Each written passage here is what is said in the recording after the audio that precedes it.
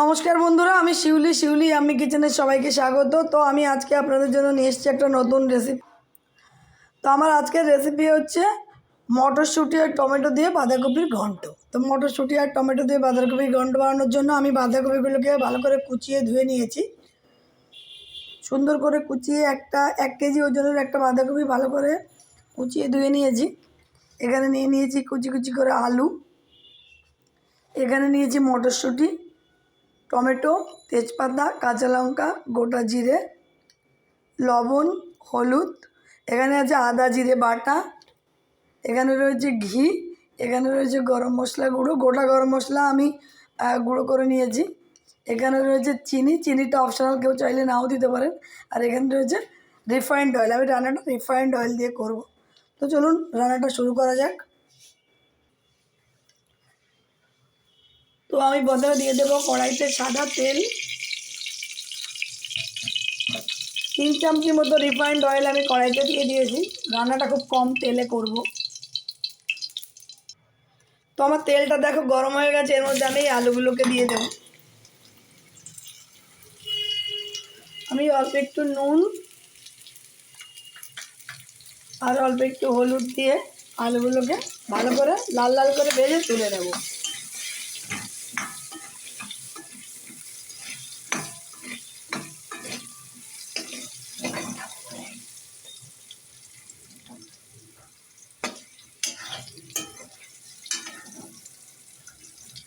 তো আলুগুলোকে আমি লাল লাল করে ভেজে তুলে নেব। তো দেখো বন্ধুরা, আমি আলুগুলোকে ভেজে তুলে নিয়েছি। এখন যে তেলটা রয়েছে আমি কিন্তু আর তেল দেব না। যে আলু ভাজার পর যে তেলটা রয়েছে তার মধ্যে আমি দিয়ে দিলাম 1/2 চামচি মতো গোটা জিরে ফোড়ন। জিরেটা একটু ভাজা ভাজা হতে দেবো। তো দেখো আমার জিরেটা অল্প ভাজা ভাজা হয়ে গেছে, এর মধ্যে আমি দিয়ে দেবো কাঁচা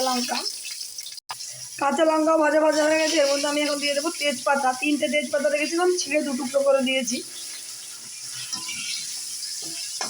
এখন আমি দিয়ে দেবো এই টমেটো। একটা টমেটো কেটে রেখেছিলাম 4 টুকরো করে, এখন এই টমেটোটা আমি দিয়ে দেবো।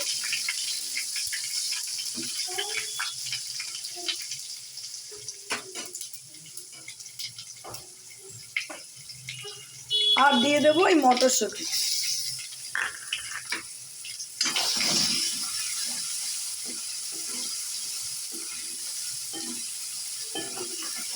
তো আমি রান্নাটা একবারে করব।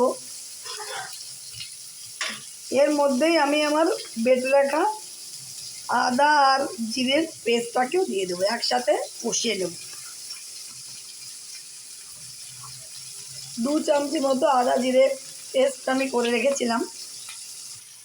তো আমি এই বাটিটা ধুয়ে একটু জল দিয়ে দিলাম মশলাটা কষানোর জন্য। একবারে ফোড়ন দিয়ে বসিয়ে দিলাম যাতে তাড়াতাড়ি করে হয়ে যায় আর কম তেলে হয়ে যায়।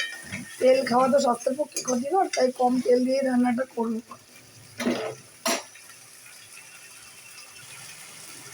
এর মধ্যে আমি দিয়ে দিচ্ছি 1 চামচি লবণ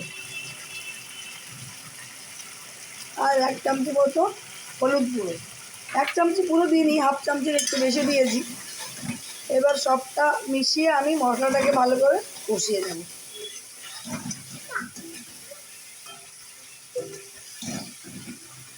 চলো আমি মশলাটাকে কষিয়ে নিই যতক্ষণ না তেল ছেড়ে দেয়। তো দেখো বন্ধুরা, আমার মশলাটা কষানো হয়ে গেছে। এখন আমি এর মধ্যে দিয়ে দেবো বাঁধাকপিটাকে। মশলাটা পুরো কষিয়ে নিয়েছি।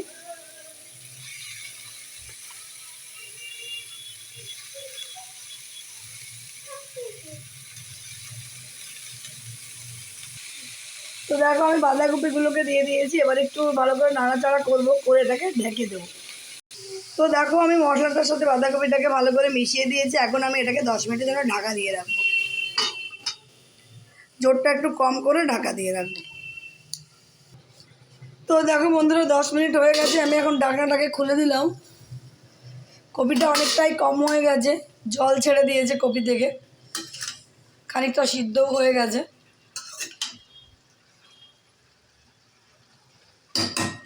এবার আমি এই ভেজে রাখা আলুগুলোকে দিয়ে দেবো। আগে থেকে দিইনি, তাহলে বেশি নরম হয়ে যাবে। আর আমি এর মধ্যে এখনও অবধি কোনো চিনি দিইনি। এই 1 চামচি চিনি দিলাম, আর একটু দেবো। চিনিটা অপশনাল, কেউ চাইলে দিতেও পারেন, নাও দিতে পারেন, আমি টেস্টিংয়ের জন্য দিয়ে থাকি। তো আমি এই চিনি আর আলুটা দিয়ে বাঁধাকপিটাকে ভালো করে মিক্স করে দেবো। বাঁধাকপিটা অনেকটাই সেদ্ধ হয়ে গেছে, আর একটু আলু আর একটু বাঁধাকপি সেদ্ধ হবে। চলো আমি আরও 5 মিনিটের জন্য ঢাকা দিয়ে দেবো, যাতে আলুগুলো আর কপিটা পুরোপুরি সেদ্ধ হয়ে যায়। তো দেখো বন্ধুরা, আরও 5-7 মিনিট ঢাকা দিয়ে রেখেছিলাম, আমার বাঁধাকপিটা প্রায় হয়েই গেছে। আলুগুলো মোটামুটি সেদ্ধ হয়ে গেছে। বাঁধাকপিটাতে একটু নুন কম আছে, আমি সেই মশলা কষানোর সময় নুন দিয়েছিলাম আর দেইনি, তো আমি এর মধ্যে একটুখানি নুন দিয়ে দেব। একদম অল্প একটু নুন দিলাম, অল্প একটু নুন দিয়েছি। আর 1 চামচি মতো গরম মশলা গুঁড়ো দিলাম, এটা বাড়িতে গুঁড়ো করে রাখা গরম মশলা। আর দিয়ে দেবো 1/2 চামচি মতো ঘি, বেশি ঘি দেবো না, 1/2 চামচি মতো দিয়েছি, কেউ চাইলে বেশিও দিতে পারেন। ঘি খাওয়া আসলে বারণ আছে, তাই জন্য বাঁধাকপিতে তো না দিলে ভালো লাগে না, তাই 1/2 চামচি দিলাম। তো আমি ঘি, গরম মশলা আর নুনটা দিয়ে ভালো করে বাঁধাকপিটা মিক্স করে নিলাম। তো আমার বাঁধাকপি পুরো রেডি হয়ে গেছে, সব কিছু একদম ওকেই আছে। এখন আমি এটাকে নামিয়ে নেব।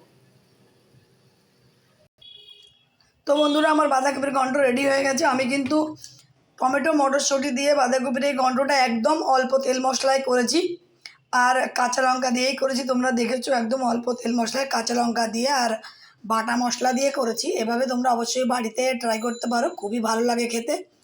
আর এই বাঁধাকপিটা গরম ভাতের সাথেও ভালো লাগে, রুটি বা পরোটা লুচির সাথেও খুব ভালো লাগে।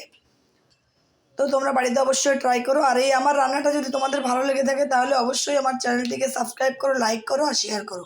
আর পাশে থাকা বেল আইকনটিকে অবশ্যই অন করে দিও, যাতে আমার নতুন কোনো ভিডিও আপলোড করার সাথে সাথে নোটিফিকেশন তোমাদের কাছে পৌঁছে যায়।